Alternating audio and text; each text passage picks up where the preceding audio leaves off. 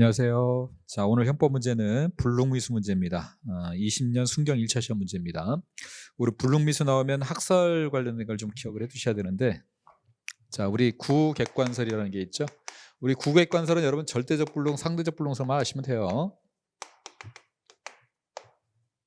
요게 있다는 거 기억하시고, 구체적 위험설이 있고요. 추상적 위험설이 있죠. 그리고 주관설이 있습니다. 자, 요거는 뭘 기억하시냐면 판단의 기초가 되는 거. 어떤 사실을 가지고 판단할 것이냐 이거 하고, 판단자 누가 판단할 것이냐, 이 두 가지가 좀 달라져요. 기본적으로요, 구객관설은 말 그대로 객관설이에요. 객관설이라는 것은 객관적으로 판단하겠다는 겁니다. 그래서 이건 객관적인 사정을 가지고 판단합니다. 객관적 사정이라는 건 그냥 여러분 쉽게 그냥 일반인들이 인식할 수 있는 걸로 생각하시면 돼요. 그러니까 보통 어떻게 판단하는지, 보통 어떻게 생각하는지 그렇게 놓고 일반인이 판단해요. 이렇게, 이게 구객관설이에요. 구체적 위험설은요, 자, 얘는 객관설이었는데 이 객관설이 주관설로 넘어가는 건 요 중간에 있는 애들이, 얘들은요 중간에 있다 보니까 객관적 사정만 고려하는 게 아니라 그 행위자를 고려하기 시작하는 견해들이 요 두 가지 견해예요. 근데 이 구체적 위험설은요, 원래 일반인들이 생각했던 것만 했었던 게 객관설인데 여기에다가 행위자의 인식했던 걸 같이 고려해 준다고 그래서 구체적 위험설이라고 그래요. 다만 판단은 역시 똑같이 일반인의 기준에서 판단합니다. 추상적 위험설은요, 이제 완전히 주관설적으로 넘어가 버린다고 생각하시면 돼요. 추상적 위험설은 일반인들 생각 안 하겠다는 거예요. 그냥 행위자의 입장에서 판단합니다. 그러면 행위자가 생각한 걸 판단하니까 주관설 쪽이에요. 다만 얘는 왜 추상적 위험설이라고 하냐면 판단은 일반인의 입장에서 판단해요. 일반인의 입장에서. 주관설은요, 행위자가 인식한 걸 가지고 행위자가 판단해요. 그래서 주관설만 행위자의 생각대로 판단합니다. 그래서 주관설은요 전부 불능미수예요.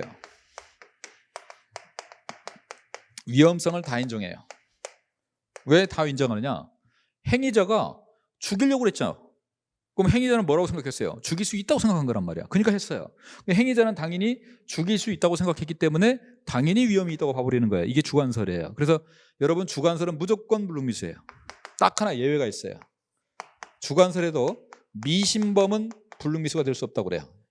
불능미수가 안 된다고 그래요. 미신범만 빼고. 미신범은 여러분 사극, 조선시대 때 나오는 사극처럼 내가 누구를 죽여야지라고 해놓고 인형에다가 막 거기 바늘로 찌르고 막 그런 거 있죠. 인형에다가 바늘로 찌른다고 사람 안 죽어요. 근데 그런다고 생각하고 하는 거예요. 이게 미신범. 이거는 아예 죄가 될 수가 없는 거야. 이거는.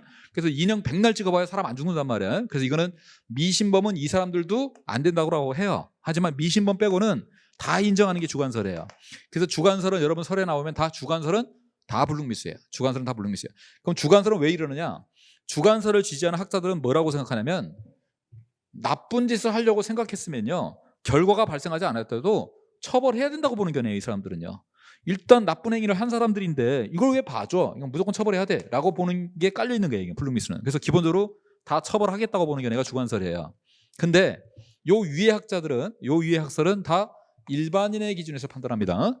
근데 일반인의 기준으로 판단하니까 결국 여러분이 판단하는 거야. 여러분이 판단을 해서 위험성이 있는지 없는지를 판단하는 거예요. 다만 요 일반인이 판단하되 어떤 거를 어떻게 판단의 기초를, 이 사람을 죽었다고 놓고 판단할 것이냐 살았다고 놓고 판단할 것이냐의 문제를, 구체적 위험설은 일반인과 행위자를 다 고려하는 거고요.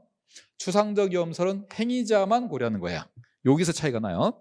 그리고 구객관설은요 객관적 사정이에요. 객관적 사정이라는 건 그냥 여러분이 그냥 있는 그 사실 그대로 놓고 판단하시면 돼. 죽은 사람을 죽이려고 했다. 죽은 사람이네 이렇게 보는 거예요. 이거는.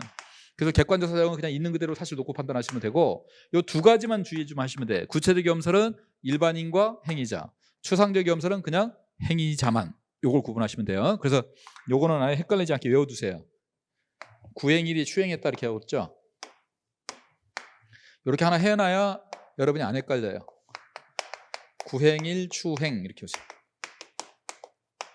구체적 위험설은 행위자와 일반인을 다 고려하는 거고, 추상적 위험설은 행위자만 고려하는 거예요. 행위자만. 그래서 구행일, 추행 이렇게 두 가지만 구분해 두시면 돼요. 그리고 이 절대적 불능하고 상대적 불능은 객관적인 걸 놓고 판단하다 보니까 그냥 위험성이 있다 없다 여러분이 그냥 판단하면 돼. 아, 저거 가능성이 있다 없다.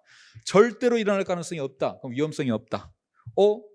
조금은 그래도 위험한데? 라고 하면 상대적 불능이라서 위험성이 있다. 이렇게 판단하는 겁니다. 자, 일단 이건 학설은 제가 소개를 시켜드렸고, 여러분 시험 문제 푸는 방법. 일단 무조건 설문 딱 나오면요, 행위자가 인식한 사정은 기본적으로 보지 마세요. 그냥 뭘 놓고 판단하냐면 이 사람이 실제로 죽은 사람인지 산 사람인지만 판단하세요. 그걸 가지고 판단하는 거예요, 기본적으로. 왜냐하면 이 두 가지 학설이 그쪽이기 때문에. 그래서 일단 그렇게 판단합니다. 그렇게 판단하고, 특별히 추상적 위험설이란 말이 나왔을 때만 행위자가 뭐라고 생각했는가를 판단하세요. 추상적 위험설만. 추행이야, 추행. 추상적 위험설만. 주관설은요, 이건 판단할 필요가 없어요. 주관설은 무조건 뭐라고 그러세요? 얘는 무조건 불능미수야. 주관설 나오면 무조건 불능미수. 얘는 무조건 불능미수. 그리고 이 두 가지 학설은 행위자가 생각한 걸 고려할 필요가 없어요. 왜 고려할 필요가 없냐면 여기 일반인과 행위자를 다 고려한다고 해놓고 이 학설을 주장하는 사람들이 뭐라고 하냐면 일반인과 행위자의 생각이 다를 때는 일반인의 인식을 기준으로 한다고 그러다고. 그럼 결과적으로 다를 때는 이걸 기준으로 하면 같을 때도 이걸 기준으로 하게 되겠죠. 같을 때도 이거, 다를 때도 이거. 그럼 결국 일반인 기준이 돼버려요. 그래서 구체적 위험설에 하면 다 일반인이 인식한 사정을 기준으로 판단하기 때문에 행위자를 고려할 필요가 없어요. 여기서는 학자들이 고려한다고는 하지만 물론 이거 자세하게 들어가면 행위자가 인식한 걸 고려하는 게 있어요. 행위자가 특별히 알고 있는 건 고려한다 이런 말을 쓴단 말이야. 근데 여러분 사례하고는 전혀 관심이 없으니까 상관이 없으니까 그냥 일반인 생각만 기억하세요. 그리고 어느 때만 행위자가 생각한 걸 고려한다고요? 요 추상적 위험설일 때만. 추행이야, 추행. 추상적 위험설일 때만 행위자가 인식한 걸 생각하시면 돼요. 자, 우리 시험 문제 말고 제가 사례를 하나 들어볼게요. 한번 봐보세요. 시체 영안실에 있어요. 시체 보관실이에요. 시체 보관실에 있는 시체를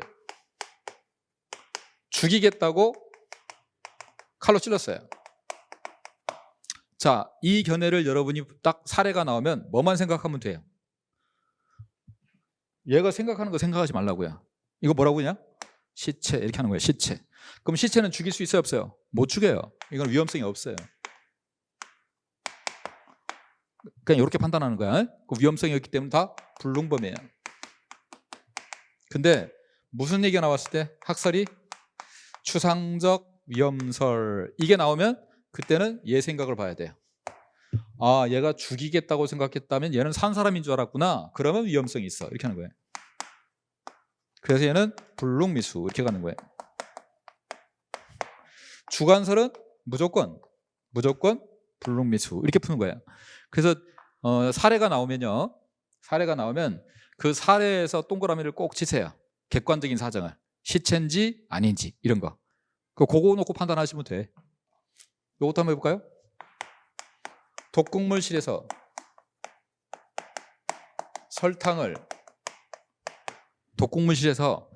설탕을 독약으로 알고 이걸로 죽이려고 그랬대.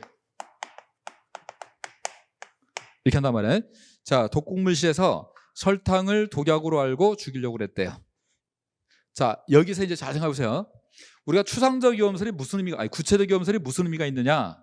아, 여기서 이제 좀 의미가 좀 있어요. 어떤 의미가 있냐면 행위자는 뭐라고 생각했어요? 이걸 독약으로 생각했습니다. 근데 실제로는 뭐예요? 설탕이에요. 그러면 이 객관설에 의하면요, 설탕으로 놓고 판단하는 거야. 그럼 설탕으로 놓고 판단하니까 설탕은 위험성이 없어요. 그래서 저기 아까 했던 구객관설에 의하면 요거는 불능범이에요. 그런데 여기서 보세요. 이게 구체적 위험설에서 보니까 구체적 위험설은 일반인이 인식하고 행위자가 인식한 건데 일반인이 이거 뭘로 할까요? 요게 이제 핵심이에요. 요게 힌트예요. 자, 독극물실에서 설탕을 독약으로 알았다. 일반인도 독극물실에 있는 건 설탕을 뭘로 알 수 있어요? 독약으로 알 수 있다고. 그래서 이것 때문에 요거는 이거 독약이구나라고 판단하는 거야. 이거는 독극물실이기 때문에. 그래서 독약이구나. 그러면 독약으로 판단하는 거야. 왜? 일반인도 충분히 뭐로 할 수 있기 때문에. 일반인도 독극물실이니까 독약으로 한단 말이야. 그래서 요거는 위험이 있다 해서 불능미수가 돼요. 요런 힌트가 나오면 이게 비록 설탕이지만 일반인도 동물로 알겠구나. 이렇게 찾아가는 거예요. 이게. 그 독극물이 있고 없고 차이가 이 독극물이라는 게 있고 없고 차이가 생긴단 말이야 이게. 그래서 이 말이 없어버리면요, 당연히 설탕을 놓고 판단하는 거예요. 설탕을 놓고 판단하는데 독극물이 딱 있으니까 그러면 일반인도 이걸 독물로 알겠네 이렇게 판단하는 거예요 이렇게. 그래서 기본적으로는 객관적인 걸 놓고 판단합니다. 놓고 판단하는데 이런 힌트를 주면 일반인도 이건 동물로 알고 있어 이렇게. 이거 힌트야, 이거 힌트. 그럼 그걸 가지고 이렇게 판단을 하셔야 돼. 자, 요것도 한번 해볼까요? 설탕이 있어요. 설탕을 독약으로 알고 이렇게 한다고. 죽이려고 그랬대. 자, 행위자는 독약으로 알고 했어요. 이거 생각할 필요 없어요. 행위자의 생각은 생각할 필요 없어요. 그냥 객관적으로만 판단하시면 돼. 판단하고 봤더니 얘는 뭐예요? 설탕이에요, 설탕. 근데 앞에 독극물이란 말이 없죠. 그럼 일반인들이 이거 당연히 뭘로 할까요? 설탕으로 하는 거예요, 이건 당연히. 그럼 설탕이니까 이건 불능범이에요. 이건 불능범이지 불능미수가 아니에요. 이건 그냥 설탕으로 놓고 판단하는 거예요, 이렇게. 일반인들은 설탕으로 하니까 얘만 자꾸 잘못 알고 뿐이란 거예요. 근데 추상적 위험설 그러면 이걸 검토해야 돼. 추상적 위험설, 행위자가 인식한 거. 행위자는 뭘로 알았대? 독약으로 알았대. 그럼 뭐가 돼요? 불능미수가 되는 거예요. 이거는 불능미수가 되고. 주관설? 무조건 이거 불능미수예요. 주관설은 무조건 불능미수. 근데 그래서 추상적 위험설이 나왔을 때만 행위자의 생각을 고려합니다. 추상적 위험설이 아닐 때는 행위자의 생각을 고려할 필요가 없어요. 알겠죠? 객관적으로 드러나는 것만 가지고 판단하는 거야. 다만 그냥 설탕 그러면 그냥 설탕으로 놓고 판단하는데 앞에 독극물 이런 말이 붙었으면 독극물 시에 설탕 이렇게 읽으셔야 돼. 그럼 이때는 일반인도 뭐라고 생각할 수 있어요? 이거 독물로 생각할 수 있구나. 이렇게 판단해야 된단 말이에요. 그런 것만 주의하면 돼요. 그런 것만 주의하면 돼. 자, 그러면 거기 우리 사례도 한번 봐보세요. 갑은 평소 마음에 들지 않던 을이 동네 벤치에 누워있는 것을 발견하고 살해하기 위해서 총을 발사했다. 을은 갑이 총을 발사하기 전에 이미 심장마비로 사망했대. 죽은 사람이에요? 산 사람이에요?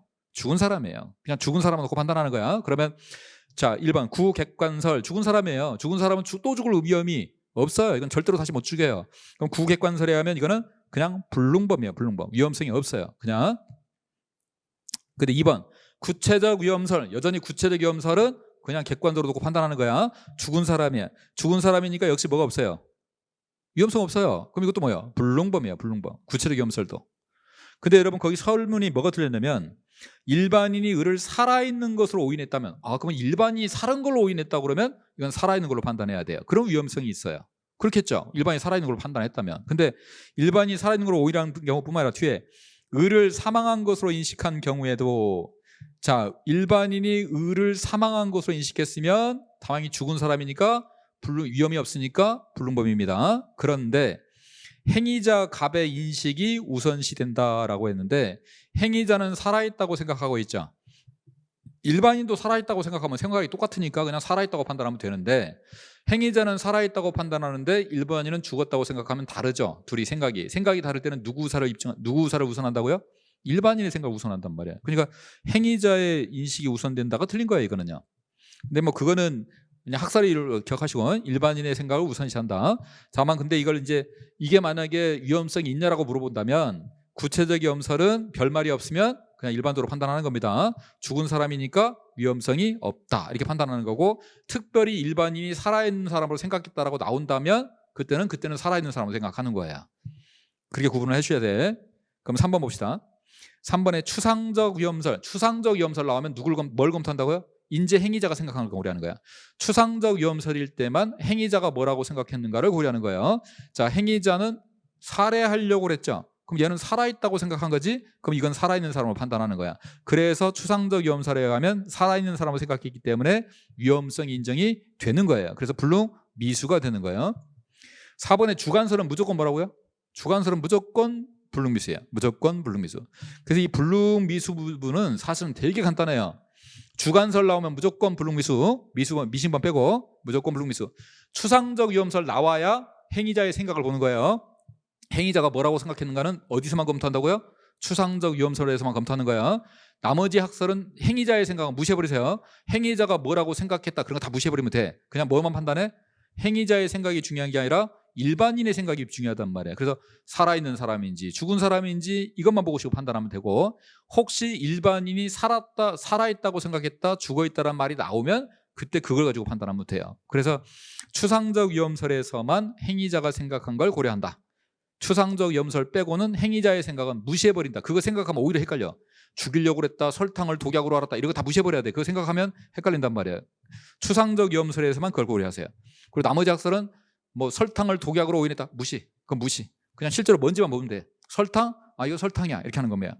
다만 이제 힌트를 줄 때가 있다고 그랬죠. 일반인도 독약으로 알았다, 이런 말 나오면 아, 그럼 이건 동약, 이렇게 하는 거예요. 독약. 그래서 그렇게만 하시면 불미수 이게 사실 어려울 거 하나도 없어요. 그것만 잘 기억합니다. 자, 그래서 2번은 구체적 염설은 일반인의 생각과 행위자의 생각을 다 고려하지만 두 생각이 다르면 일반인의 생각을 우선으로 합니다. 그래서 행위자의 생각을 우선으로 한다는 게 틀린 거예요. 그래서 2번이 틀렸습니다. 자, 수고했습니다.